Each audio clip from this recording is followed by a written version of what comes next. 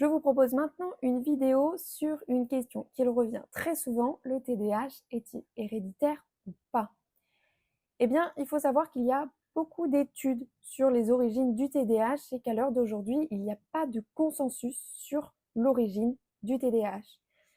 Il est souvent expliqué par une accumulation de facteurs de risque.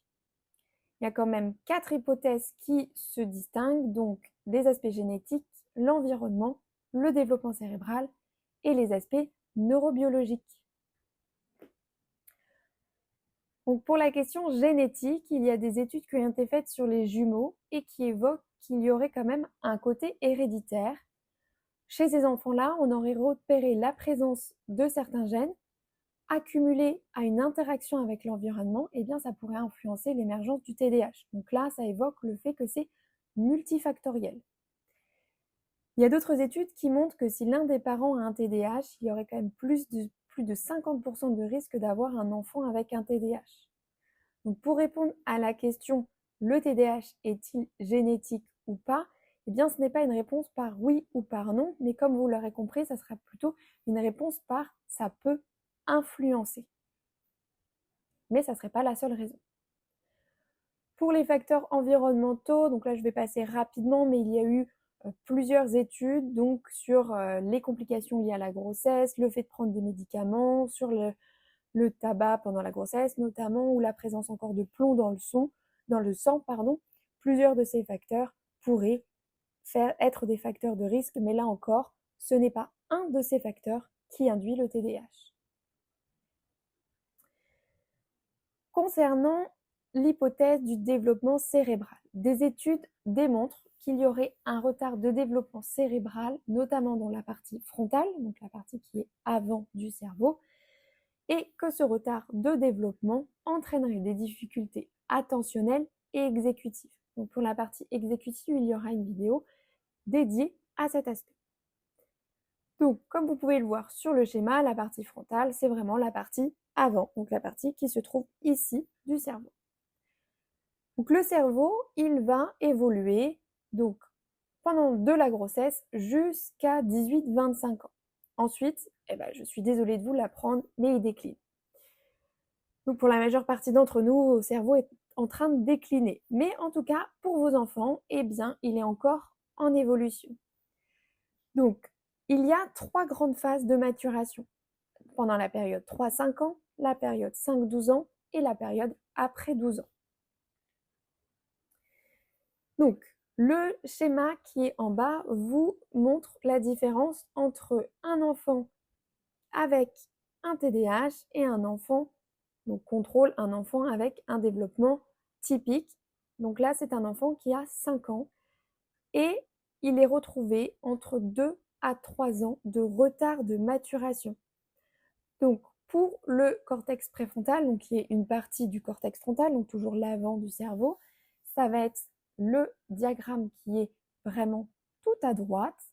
Et donc la courbe bleue à droite correspond à le développement d'un enfant TDAH et la courbe verte, donc à gauche, correspond au développement d'un enfant sans TDAH. Donc comme vous pouvez le voir, on voit un décalage, mais on voit aussi que les 2 courbes se rejoignent à la fin, donc à la fin de la maturation.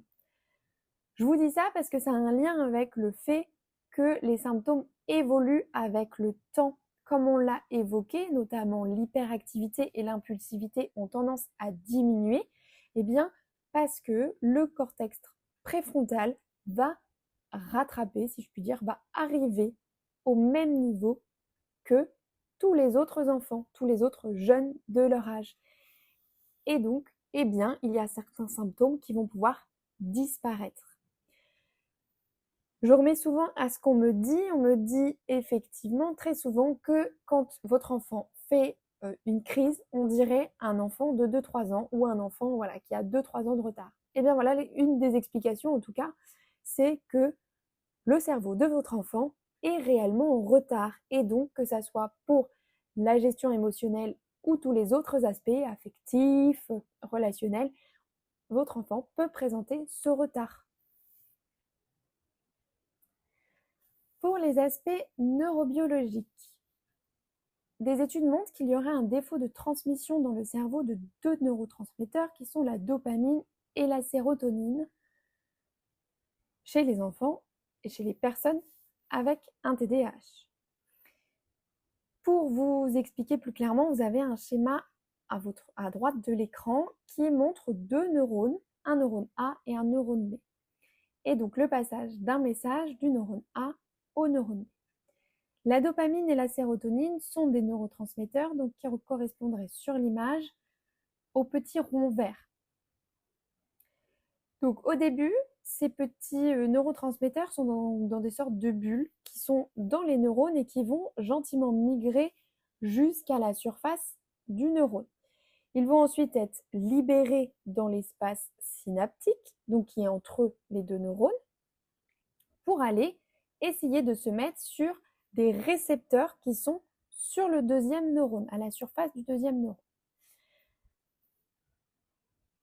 Ensuite, ceux qui ne sont pas sur des récepteurs vont être recapturés, c'est les petites hélices qu'on voit, pour être repompés dans le neurone A.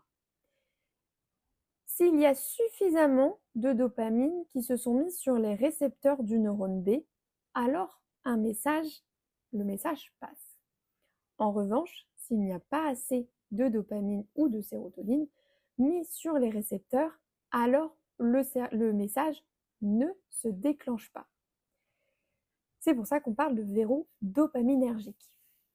C'est-à-dire qu'il faut induire le message. Donc, je vous propose deux situations. La première est une situation déplaisante et en plus qui apporte du stress, potentiellement les leçons. Et pas que à votre enfant, ça apporte aussi souvent du stress aux parents. Alors, qu'est-ce qui se passe dans le cerveau? Eh bien, la sérotonine et la dopamine ne sont pas très présents. Ce qui va induire la distractibilité, de l'impulsivité et des troubles du comportement. En revanche, vous êtes dans une situation plaisante et sans stress. Par exemple, il est sur ses jeux préférés, les Lego. Eh bien là, il y a de la sérotonine et de la dopamine créée en grande quantité, en tout cas présent, qui va avoir une diminution des symptômes du TDAH. Et donc, pourquoi pas expliquer l'hyperfocalisation, puisque des fois votre enfant arrive à se concentrer plus. Eh bien, ça peut être une explication. Voilà, dans les grandes lignes, les hypothèses qui peuvent expliquer les origines du TDAH. J'espère avoir été claire. Si vous avez des questions, n'hésitez pas. Et sinon, on se retrouve dans une prochaine vidéo sur les fonctions exécutives.